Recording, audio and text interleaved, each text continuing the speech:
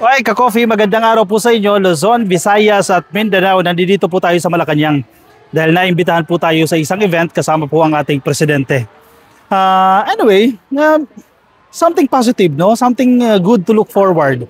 Yung investigasyon ng ICI. Kasi po, hindi na magtatagal itong ICI. Uy, marami na tuwa, oh.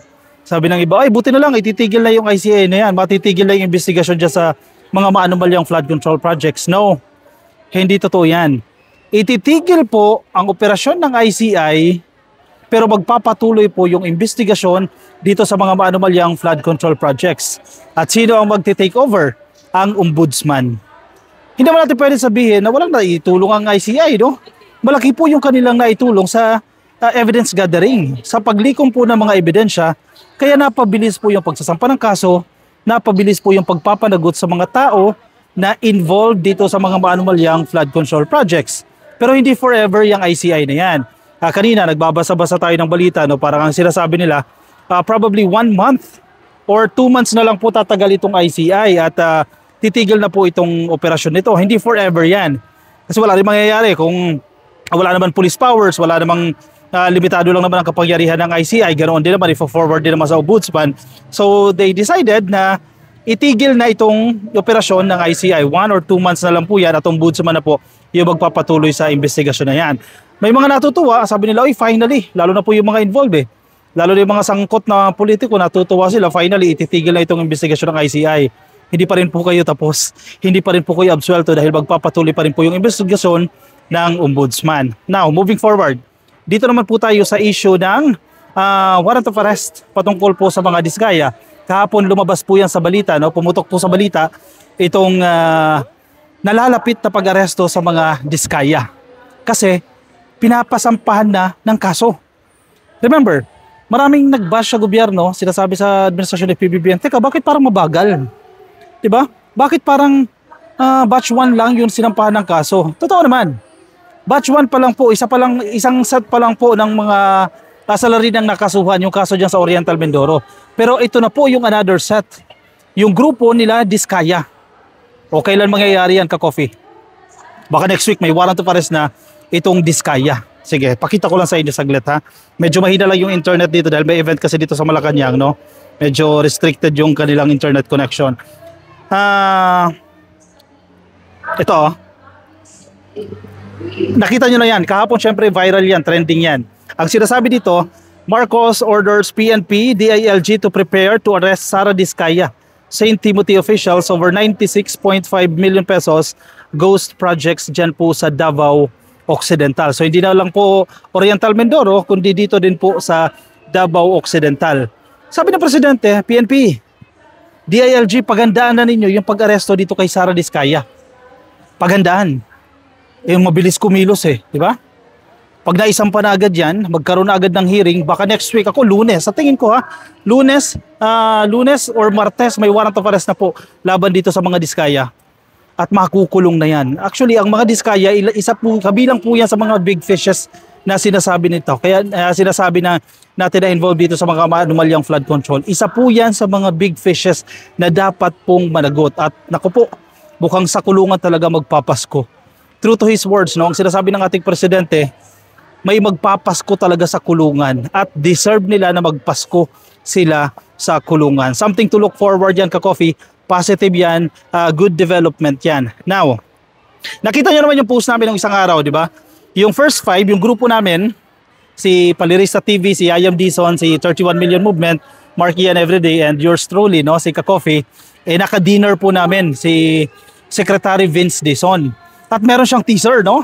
Meron po siyang patikim na in the coming year, 2027 na pala yan. Ano ba yan? 2025 ngayon, 2026. Oh, sorry, 2025 ngayon. Sa 2026, marami po tayong magagandang aabangan dyan sa DPWH. Remember, ang nangyayari naman kasi sa DPWH ngayon, maraming programa, maraming infrastructure projects ang nahinto. Totoo naman yan. Even yung construction ng classrooms, napatigil po yan. Dahil sa mga maanumalyang korupsyon. So they have to focus dito sa investigasyon na to. Suriin itong mga projects na yan. Do they really exist? Ano yung mga problema sa mga projects na yan? O dapat itigil para makontrol natin yung bleeding kasi malaki talaga sa pondo ng gobyerno ang nawala dahil sa kalokohan ng mga opisyal ng DPWH. Now, tapos na tayo dyan. We have to move forward. We have to move on. kailangan natin magpatuloy sa ating trabaho, no, ang mga legacy projects ng ating administrasyon. Hindi ko muna pwedeng sabihin sa inyo dahil ayoko naman i-preempt yung ating secretary, no, ng DPWH, pero marami po tayong aabangan next year, 2026. Magaganda ito, ka-coffee. I promise you, magaganda ito mga aabangan ninyo. Matutuwa kayo once na magsimula na po itong implementasyon na ito ng mga infrastructure projects na gagawin po ng DPWH. Tulad ng sinasabi natin, naantala tayo bahagya, nahinto tayo bahagya, natigil tayo ng bahagya dahil sa mga manumalyang flood control projects. Pero maganda po yung ating aabangan next year. Magugulat po tayo. Tulad ng sinasabi natin, hindi tayo forever nag-iimbestiga kasi hindi tayo makaka-move forward kung puro investigasyon lang. Marami po tayong aabangan. Hindi ko muna sasabihin sa inyo pero maganda po yung expect natin sa 2026. So anyway, ka-coffee, nandito tayo sa Malacanang. Okay, shoutout ko muna ha, si Chloe Labuni. Happy birthday po sa inyo dyan sa Carson, dyan po sa California. Happy birthday sa iyo, Chloe. Na-meet ko ito dyan sa Carson, no, nagpunta tayo. Happy birthday po sa inyo. I wish you good health, no? And syempre, stress-free. And good luck sa iyong studies at sa mga pinagkakaabalahan mo ngayon. Happy birthday, Chloe. Anyway, nandito tayo sa Malacanang. I will show you, ha? Maraming bata ngayon. Nakikita nyo yan. Ayoko lumapit kasi syempre may mga restrictions tayo, no? Bawal natin ipakita yung mga mukha ng bata. Meron pong event ngayon dito sa Malacanang.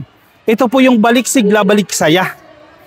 Usually kasi every year naiimbitahan tayo dito kasi may mga ano dito may mga may arcade dito, may mga rides na pwedeng i-enjoy ng mga kabataan. Every year dito sa Malacanang, every year nai-invite din tayo. Pero ngayon, hindi na siya ganoon kagaya ng dati, no? Dahil sa mga nangyari din, mga calamities, yung mga issues of flood control, corruption. So may mga adjustments po na ginawa dito sa palasyo. So nakikita nyo yan, napakaraming bata po yan. Ang rinig ko ay 3,000 po yan na bata. Napakaraming bata po yan para sa Balik Sigla, Balik Saya program ng palasyo. Mamaya darating mismo si Pangulong Bongbong Marcos. O kung napanood nyo to by that time, ongoing na ito, recorded kasi ito, no? Pupunta po mismo ang ating presidente. O ito. Sige kuya. Si kuya, kagawad na rin kuya. 637. O kagawad 637 ng Manila. Manila. O shoutout ka na dyan. Shoutout sa SRB. Guys, lalo na kay Chairman Basig. Oh, naka-shoutout si kuya. Thank you kuya. Thank you. Ka-coffee po. Ayan. May ka-coffee tayo dito nakikinig, no? Okay, going back, ka-coffee. Ito mga 3,000 na bata na yan, mula po yan sa iba't ibang parte dito po sa Metro Manila pa lang. Kasi yung ibang parte po ng Pilipinas, meron din pong ganitong programa. May mga nakikita tayo mga regalo para sa mga kabataan at may mga nakikita kayo mga inflatables. Ayan, no? Ayoko lang i-zoom in, no? Kasi syempre hindi natin pwede ma-cross yung privacy ng mga kabataan, no? So ito yung mga regalo. Naka-ready po yan, mga pamasko. Maagang pamasko yan sa ating mga kabataan. And then may mga food stalls. Ando doon sa area na yan, napakarami pong food stalls para po sa mga participants natin. And may mini program po sila dyan. Inaasahan natin darating po yung ating presidente. Yan, may stage po yan. May maliit na stage yan. Simple lang po yung celebration ngayon. Tulad nga na sinasabi ko sa inyo, dahil po sa mga nangyari, no, issues of flood control, sa mga calamities natin, medyo nag-adjust po ng celebration. Which is tama lang din naman, no? Dito po yan sa Kalayaan Grounds, dito po sa Malacanang. So, maya-maya darating na po yung ating presidente. So, I have to cut this video short muna, no? Later on, I'll update you, ka-coffee. Pero something to look forward nga. Tulad na sinasabi ko sa inyo, magpapasko. So, marami tayong i-expect sa 2026. Hindi ko muna pwede sabihin yung iba, pero syempre may idea na tayo kung ano yung mga yan. And ito, maganda yung environment ngayon, maganda yung feels, maganda yung vibes dito po sa Malacanang. At nakatutuwang isipin din, no? Sa kabila ng mga rally, kaliwat kanang rally, September 21 rally, rally ng Iglesia, 3 days po yan, naging 2 days, nagkaroon ng rally, 31 million movement noong November 30, si PBBM pa rin po ang ating presidente. Si Marcos pa rin po ang presidente. Something to celebrate, di ba? Ipagdiwang natin niya, pero hindi ibig sabihin na itigil natin yung ating serbisyo. Ang presidente napakasipag at deserve niya yung proteksyon na ibinibigay natin sa kanya. So sa mga loyalista, sa mga supporters ng ating presidente, wag natin iiwanan si PBBM. Napakasipag po yan. Yung mga close friends niya mismo, mga members ng gabinete na nakaka-meeting natin mismo, they all testify. Nagpapatunay po sila na masipag ang ating presidente. Sa mga nakatrabaho nila na iba't ibang mga presidente, isa si PBBM sa pinakamasipag na presidente na nagtatrabaho. So bakit mo naman hindi susuportahan yung ganyang klase ng tao, di ba? Alright, sige. Ako'y pansamantala muna magpapaalam sa inyo, ka-coffee. Maraming salamat po sa mga sumama. Ingat po kayo ha, nasan man po kayong panig ng mundo. Nasa YouTube, di pa po kayo naka-follow, naka-like. Please like and follow YouTube, subscribe na po kayo, and TikTok, subscribe na rin po kayo. At I'll see you, ka-coffee, my next video. Paalam po sa inyo, bye-bye.